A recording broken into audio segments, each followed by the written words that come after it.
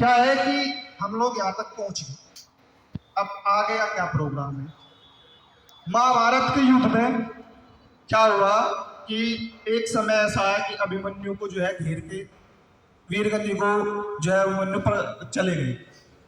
अब जो अर्जुन जी थे उनके पिताश्री, उनको इस बात का पता लगा, तो पता लगने पर उन्हें बहुत गुस्सा आया। अब गुस्सा आना भी जायज था, पुत्र था भाई। तो उन्होंने सोचा कि चलो योद्धा है, वीरगति को प्राप्त होते हैं, उन्हें इतना दुख नहीं हुआ। लेकिन जब उन्हें यह पता लगा कि मरे हुए अभिमन्यु को जयद्रथ ने लातों से मारा है, मरे हुए अभिमन्यु को जयद्रथ ने लातों से मारा है, तो क्रोध से उत्तेजित हो गई और उत्तेजित होकर उन्होंने एक शपथ ले ली। अब शपथ लेना आसान काम तो है नहीं, उसे पूरी भी करनी पड़े। तो शपथ क्या ली? उन्होंने बोला कि कल शाम तक सूरज ढलने से पहले अगर मैंने जयद्रथ को नहीं मारा तो मैं खुद को जिंदा जला लूंगा, खुद को जिंदा जला लूंगा। अब आसान काम तो ये है नहीं खुद को जिंदा जलाना। अगले दिन क्या हुआ, कौरव भी जो है भगवान से लड़ रहे थे, वे भी पांडवों से लड़ रहे थे, भगवानों से लड़ रहे थे। आसान काम तो एक दिन के लिए जयद्रथ को छुपाना उनके लिए कोई बड़ी बात तो थी नहीं। तो उन्होंने क्या किया जी, पूरा दिन जयद्रथ को छुपा के रखा। अब जैसे ही शाम होने को आई तो अर्जुन घबरा गया। अब अर्जुन जी जब घबरा गए तो कृष्ण जी भी सोच में पड़ गए। तो सोच में पड़ने के बाद कृष्ण जी ने अर्जुन से क्या हुआ, कहते जी जयद्रथ तो कोई दिख ही नहीं रहा, मैं मारूं कैसे। अब यहाँ पे एक समझने वाली बात आती है, योद्धा, डायरेक्शन, टारगेट। अब आप हमारे जो है, हम जो है योद्धा है, लेकिन हमें जब तक कोई टारगेट नहीं मिलेगा, कोई लक्ष्य नहीं मिलेगा, तो हम करेंगे क्या। मैं शूटर हूँ, फॉर एग्जाम्पल मैं शूटर हूँ, लेकिन जब तक मुझे कोई शूट करने के लिए निशाना ही नहीं मिलेगा तो मैं जीतूंगा कैसे।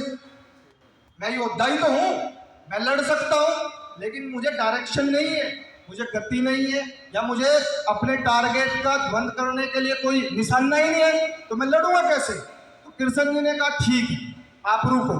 तो उन्होंने क्या करा कि बादलों को आदेश दिया, सूरज को थोड़ा सा ढको लिया। अब ढकने के बाद जो है, जैसे ही उनको पता लगा पांडवों को कि सूरज अस्त हो जाए, जयद्रथ सामने आया। जैसे सामने आया तो अर्जुन क्या था, योद्धा था। अब उसका निशाना तो चूक नहीं सका था, बट वो लीडर नहीं था। अर्जुन योद्धा था, लीडर नहीं था, दोनों में फर्क है। तो जैसे जयद्रथ सामने आया तो उसने अपना टारगेट ध्वस्त किया और जयद्रथ को मार दिया। अब चर्चा चली कि अर्जुन ने जयद्रथ को मार दिया, तो क्या भाई ये बात सही है कि अर्जुन ने जयद्रथ को मारा? बताओ, क्या ये बात सही है कि जयद्रथ ने अर्जुन को मारा? बोलो, बताओ, कोई तो मुझे बताओ। देखो क्या है कि जयद्रथ ने, पब्लिक की नजर में जयद्रथ को अर्जुन ने तो मारा, लेकिन माहौल किसने बनाया? कृष्ण जी ने। माहौल किसने बनाया? कृष्ण जी ने। तो जो हमारे आगे लड़ने वाले योद्धा होंगे, जो हमारे आगे आने वाली पीढ़ी होगी, तो उन्हें योद्धा कौन बनाएगा?